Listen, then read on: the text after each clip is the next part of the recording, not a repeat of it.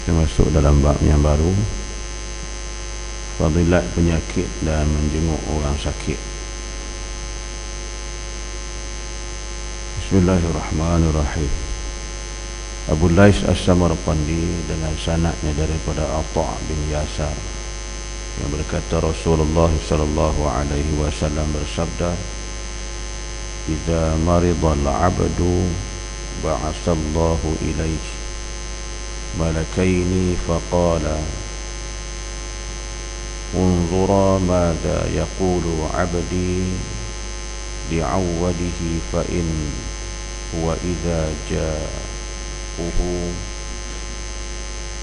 حمد الله رفع ذلك إلى الله عز وجل وهو أعلم فيقول الله قولا لعبدي إن أنا توفيته أدخله الجنة وإن شفيته بدلت له لحما خيرا من لحمه ودما خيرا من دمه وأن أكفر عنه سيئاته." Yang bermaksud, jika seseorang sakit, maka Allah mengutus kepadanya 2 malaikat dan berfirman, "Lihatlah apa yang dikatakan oleh hamba-Ku kepada orang-orang yang menjenguk kepadanya ataupun orang yang datang menziarahi melihatnya. Maka bila ia ditengok orang lain lalu mengucapkan Alhamdulillah, maka disampai kepada Tuhan, padahal Allah lebih mengetahui. Lalu Allah berkata kepada 2 malaikat, sampaikan kepada hamba-Ku, jika aku mematikannya kerana penyakit itu, pasti aku memasukkan ia ke dalam syurga. Dan jika aku sembuhkan, aku ganti dengan daging yang lebih baik daripada dagingnya, dan darahnya yang lebih baik daripada darahnya, dan aku jadikan penyakit itu sebagai penebus dosa-dosanya." Muslimin muslimat yang dirahmati Allah sekalian, kita masuk dalam bab baru ni, bab apa fadilat kita dalam kena penyakit dan juga orang yang pergi ziarah orang sakit, pergi tengok orang sakit ni. Jadi penyakit ni ialah satu daripada ujian Allah. Sebab ramai, kalau kita tengok dalam pandangan para alim ulama, dengan merujuk kepada hadis-hadis Nabi SAW, jadi penyakit yang berlaku kepada kita ni bukanlah satu perkara yang baru. Sebab apa, dulu pun orang kena juga penyakit. Jadi bila kita menghadapi penyakit ini, berdasarkan kepada riwayat ini, Allah mengutuskan 2 orang malaikat. 2 orang malaikat dengan disuruh lihat dan apa kata hamba-Ku bagi orang yang datang ziarah, dia tengok orang sakit lah. Jadi kalau kita disebut pada riwayat ni, dia kata bukanlah Allah tu tidak ketahui, tapi nak menunjuk kebesaran dan kuasanya Allah, lalu Allah mengutuskan malaikat, dan malaikat ini menyampaikan apa yang dilihat ketika orang datang menjenguk orang sakit ni. Jadi bila kita pergi tengok orang sakit, tuan-tuan, kita doakan kepada dia, mudah-mudahan Allah beri kesembuhan. Dan kita digalakkan dalam ni, tuan-tuan boleh tengok adab-adab dalam disusun dalam kitab Tarbiyah Al-Walad fil Islamiyah jilid yang pertama.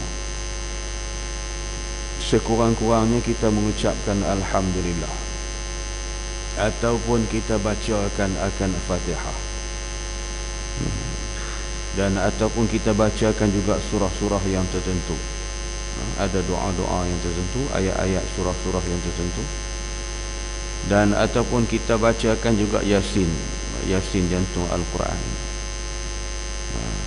Jangan kita terkejut pula, ada orang baca Yasin dia tak bagi. Dia kata aku tak mati lagi, dah lambat lagi. Baru sakit nak baca Yasin. Bukan kira mati baca Yasin. Dia baca Yasin ni sebagai satu daripada ruqayyah, bacaan merupakan Yasin ni penyembuh. Ada hamba Allah sakit, nak baca Yasin dia tak bagi. Saya kata kalau tak bagi baca Yasin, tak bagi baca Quran, tak bagi baca ni, ada benda tak kena. Bukan dia tak bagi, benda iblis tu tak bagi. Tuan. Kalau orang hak sakit biasa ni, insya-Allah kalau kita nak baca pun dia tak kisah, dia tak marah. Tapi tiba-tiba nak baca Yasin dia halau, dia tak bagi. Dia jangan baca. Jadi anak dia telefon saya, dia kata, "Ustaz, macam mana kami nak baca dia tak bagi?" Saya kata bukan dia tak bagi, ada benda menghalang tak bagi. Benda setan. Ada gangguan tu. Lepas tu dia kata nak buat macam mana? Dia kata nak buat macam mana? Baca jugalah. Jangan pedulikan dia. Bila baca juga dia bertempik, dia marah. Lagi kuat dia marah. Dia kata baca jangan berhenti. Dapat baca ramai-ramai lagi bagus. Ni tuan-tuan ni dalam keadaan penyakit ni. Sebab penyakit ni dia ada dua bentuk tu. Satu penyakit yang bentuk orang kata penyakit yang spiritual, yang kita tak nampak. Satu lagi penyakit yang zahiriah. Penyakit zahiriah ni penyakit kita boleh nampak, sama ada dengan kita nampak dengan pandangan zahir macam ni, ataupun melalui X-ray kan. Dia scan kita. Kalau X-ray pun tak nampak, dia masuk kita dalam terowong tu, dalam dipanggil marai. Dia mengikut statement tu, kita ada sekian-sekian lah. Kalau masuk dalam terowong tu dia nampak banyak-banyak lah, kesan boleh tengok. Jadi itu bentuk yang zahiriah. Ini hak bentuk spiritual. Jadi kita nak baca ayat Quran tak bagi, kita nak baca doa-doa dia tak bagi, dia marah, dia halau suruh keluar. Lepas tu kita doakan air kat dia, bagi, dia kata ni air longkang mana ni, bagi aku minum kan. Marah. Kata nak dia air elok ni, air bersih ni, air Zam-Zam ni. Dia kata tak ada ni, air longkang mana kau kutip bagi aku minum kan. Marah. Sampai air Zam-Zam pun tak mau kan. Ini benda-benda yang kita gangguan. Jadi itu penyakit-penyakit tuan-tuan. Jadi sebab tu bila kita menziarahi, pergi menjenguk dia, sekurang-kurangnya kita bacakan doa. Tak boleh dalam bahasa Arab, dan baca dalam doa. Bahasa Melayu pun tak apa, baca dalam bahasa. Kemudian kita bacakan Fatihah untuk dia, bacakan doa. Jadi bila kita dikatakan riwayat ini, fa in huwa idza ja'uhu hamidallah. Bila orang yang pergi ziarah tu, dia mengucapkan alhamdulillah kepada orang yang sakit, maka disampaikan kepada Allah. Rafa'a dzalika ila Allah azza wa jal, maka disampaikan kepada Allah, padahal Allah tu Maha mengetahui. Dikatakan wa huwa a'lam wa yaqulullah qawla. Allah mengetahui apa yang dikatakan oleh hamba-Nya tadi. Tapi nak menunjuk kuasa Tuhan, Allah tu Maha berkuasa. Malaikat diperintahkan menyampaikan ini, maka dia pun sampaikan. Maka dikatakan oleh Allah kepada malaikat, sampaikan kepada hambaku, jika aku matikan kerana penyakit ini, pasti aku masuk ia ke dalam syurga. Dan jika aku sembuh, aku ganti dengan daging yang lebih baik daripada dagingnya, dan darah yang lebih baik daripada darahnya, dan aku jadikan penyakit itu sebagai penebus dosa, kifarah. Dikata kifarah, ukaffiru anhu sayyi'atih. Jadi Allah kifarah. Jadi itulah tuan, bila kita orang berkata pergi tengok alhamdulillah. Kadang-kadang kita mungkin tak faham. Tengok orang sakit, kita masuk tengok salam dia alhamdulillah. Kita yang orang sakit pula, aku kata sakit, engkau alhamdulillah. Ha, marah. Jangan marah kat dia. Dia alhamdulillah itu satu doa. Ha, boleh kata, oh kau suka aku sakit no.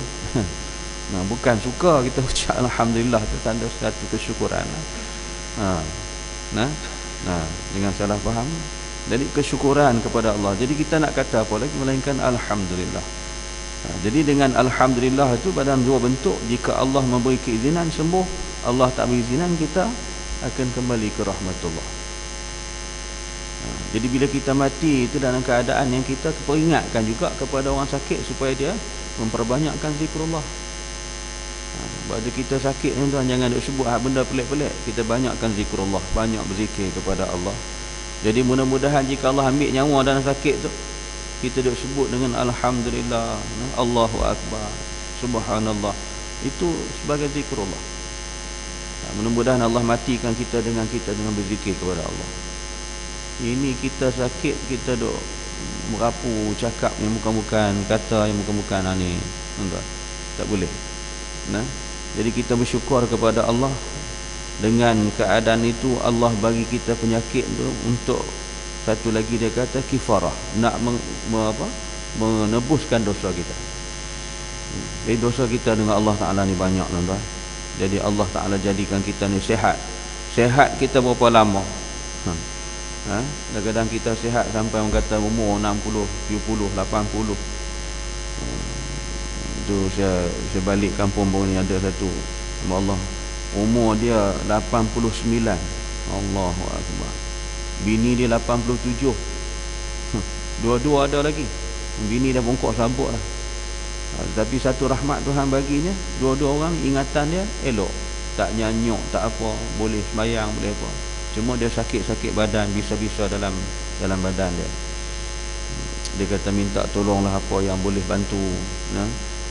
Dia kata Pak Long ni sakit macam ni kan. Itu. Tapi boleh ni lah, boleh beribadat, boleh sembahyang. Itu satu rahmat. 89. Polis pension kan.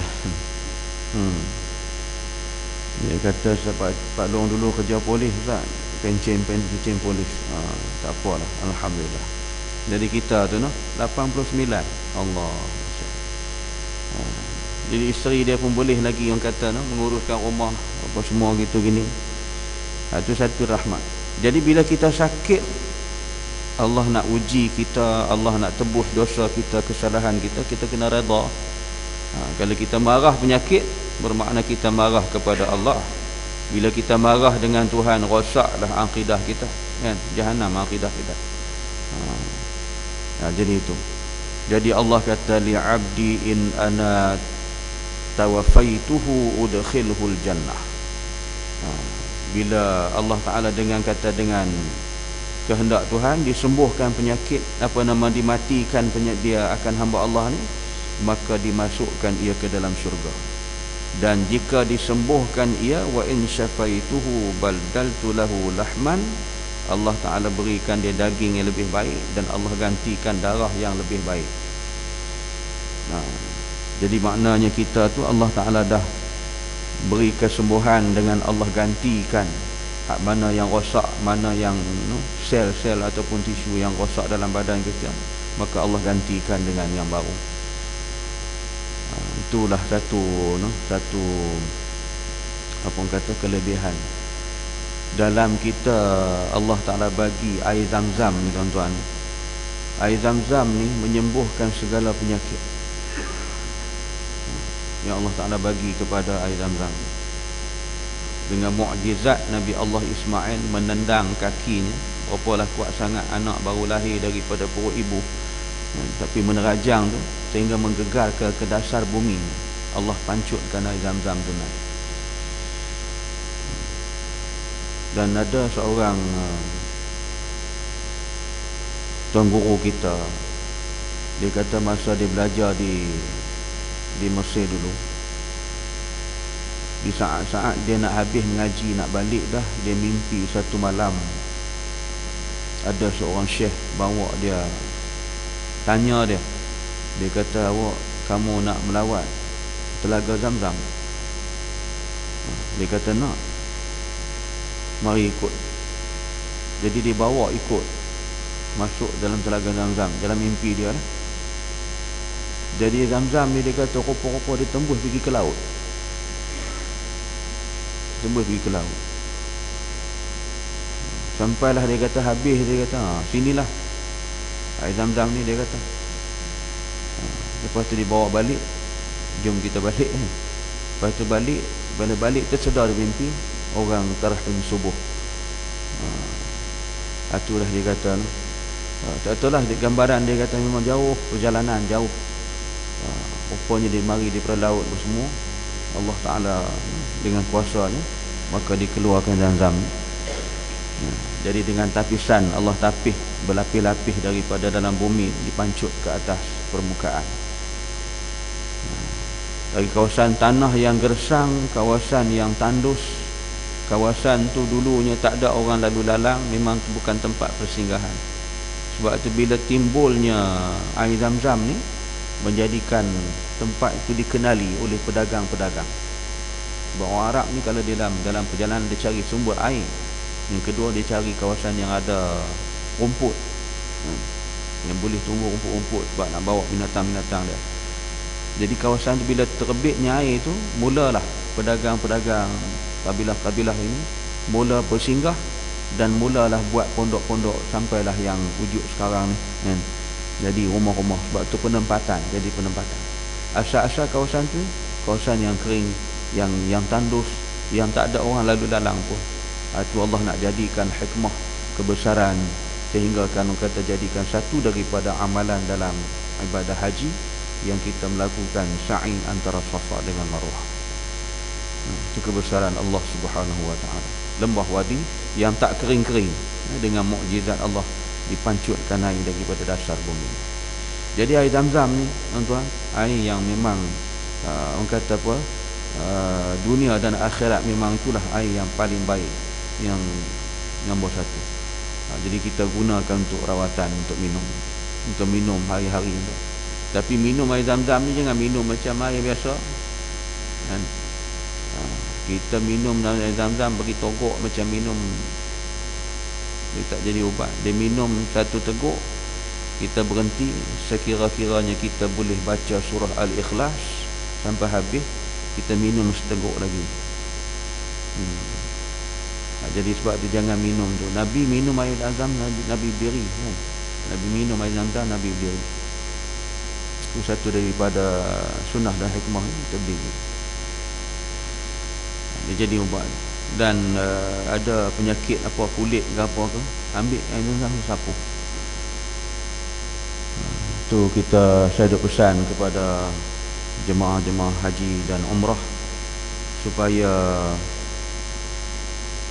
minum air Zamzam ke boleh minum, jangan minum hak sejuk tu. Sebab dia 5-6 tong dia bubuh tu, kan. Satu yang biasa, lain semua sejuk.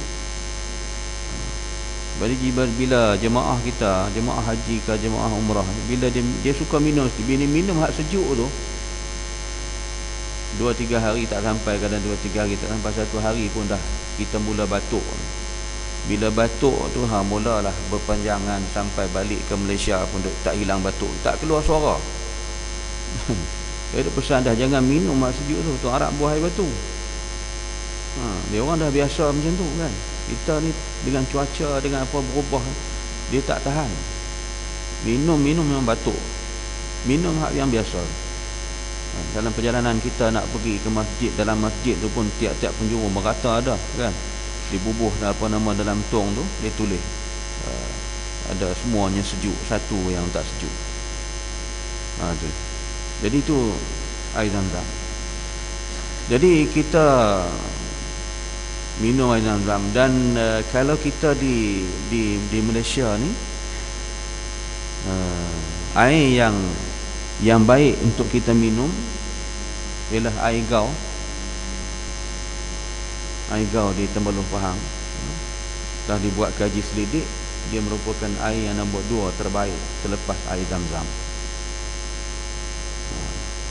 Sebab tu kita, saya di Darussyifa, di Darussalam, di mana-mana ni kita dalam kawasan, saya tahulah kawasan sini kita menggunakan air itu untuk buat rawatan. Kita rawat pesakit-pesakit, kita gunakan air Zam-Zam tu. Dan saya buat rawatan di Kelantan, kita dah test di Kelantan. Satu botol 1.5 tu diminum sehari, satu botol per habis dalam masa tempoh sebulan, 2 bulan, sebulan lebih, 2 bulan. Yang kencing manis, darah tinggi dia turun dengan izin Allah. Tapi kena amal lah hari-hari. Tu air gaul, tu satu-satu produk yang Allah Ta'ala bagi. Sama juga dia terpancut daripada dalam bumi keluar. Sembayang hajat pancut keluar. Kalau tak salah saya tahun 83 kan, pertemuan air tu keluar. Sampai sekarang tak kering-kering. Tapi kalau kita minum pun terasa kan, terasa payah-payah sikit. Kadang-kadang orang yang minum tu dia tanya, air Zam-Zam ke? Bukan, air gaul terbelum. Jadi itu tuan-tuan. Jadi kaedah-kaedah dalam bentuk rawatan ni, jadi gitulah. Bila kita minum dengan air yang baik, yang berkualiti, dengan kemudian kita dengan doa, itu satu daripada konsep penyembuhan. Jadi mudah-mudahan Allah sembuhkan penyakit kita lah. Jadi bila Tuhan sembuh penyakit kita ni, dia katakan Allah Ta'ala telah menambahkan kepada kita, ditumbuhkan daging yang baru, daging yang lebih baik, dan darah ditambah darah yang baru, digantikan dia darah yang baru. Maka ditebuskan dosa-dosa kita dengan penyakit ni. Jadi maknanya dengan doa tu Allah beri kesembuhan, tuan-tuan. Daging kita dipulihkan balik, darah kita pun ini dibalik. Sama dengan orang kena denggi kan, kena denggi ni dia darah kita dia makin apa? Makin turun kan. Dia sepatut darah kita naik sampai 180 semua. Tiba-tiba dia turun, makin turun. Sampai turun sampai tinggal 9, 8, turun 12. Allah. Sebab tu bila masuk ke hospital, doktor masukkan air, dia bukan buat apa, masukkan air. Air itu dia adalah bahan masukkan apa, ubat dan sebagainya mungkin dalam air itu, dia dimasukkan air. Anak kepada sahabat kita kena turun sampai 12. Daripada hospital Sungai Petani transfer ke Penang. Pergi Penang, turun sampai 12. Jadi itu doktor masukkan air itu, dia kata apa caranya, kita doa minta kepada Allah. Jadi kita pun buat air juga. Jadi itu saya kata kita gunakan air gaul, kita doa dalam tu, bagi dia minum dengan izin Allah Subhanahu Wa Taala. Minum hari ni, esok doktor bagi balik rumah, darah tu naik balik, normal balik. Itu kalau kita nak kaji secara akal manusia, payah. Tambah air Zam-Zam lagi cepat, lagi cepat. Itu seorang pakar apa dalam bulan puasa tahun lepas lah, saya terbuka TV lewat dah pukul 1 lebih ke pukul 2 pagi. Tengok satu orang mak saleh, dia Yahudi bukan Islam. Dia mengkaji air Zam-Zam sampai dia kata dalam kajian dia tu ada satu kuasa dalam air itu, entah apa kuasa dia kata. Molekul-molekul air itu boleh mengembang, boleh mendatangkan khasiat pada tubuh badan manusia, dan satu cahaya yang boleh dipancarkan dalam air itu kepada badan manusia, menjadikan khasiat dalam perubatan. Dia punya kaji ni, orang yang bukan Islam. Jadi bagi kita apanya puasa Allah dalam tu kan, air. Jadi gitu. Jadi itulah tuan-tuan ni, Allah Ta'ala Maha berkuasa, Tuhan beri kepada kita. Jadi kita banyaklah bertasbih, menyebut nama Allah. Dan bila kita diuji dengan penyakit, kita bersabar dan doa banyak-banyak. Jikalah kita banyak menyebut nama Allah, mudah-mudahan jika Allah matikan kita dalam sakit begitu, Allah masuk kita dalam syurga. Dan jika Allah sembuhkan kita, Allah telah perbaiki diri kita dengan daging, dengan darah yang baru, dan Allah tebus dosa-dosa kita insya-Allah. Wallahu a'lam. Anda kata Subhanakallahumma wa bihamdika asyhadu an la ilaha illa anta astaghfiruka wa atubu ilaik. Bismillahirrahmanirrahim. Wal 'asri innal insana lafi khusr ila allazina amanu wa 'amilus solihat wa tawassaw bil haqqi wa tawassaw bis sabr. Assalamualaikum warahmatullahi wabarakatuh.